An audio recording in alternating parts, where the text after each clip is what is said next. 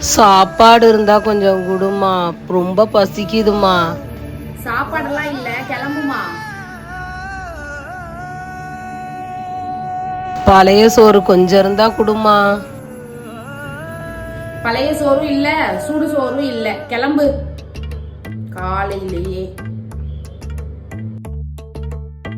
ஒருவேளை சோற்றுக்காக உடல் வாடிட என்னமா எடுத்துட்டு போறா? பழைய சாதம்டா தம்போ, நைட்டு வச்சது மிஞ்சி போயிடுச்சு, அதுதான் சாக்கடையில போட்டுலாம் அப்படின்னு சொல்லிட்டு எடுத்துட்டு போறேன்டா. பழைய சாப்பாடு வேஸ்டா சாடையில ஆனா பசியில விட்டு தர மாட்டேன்.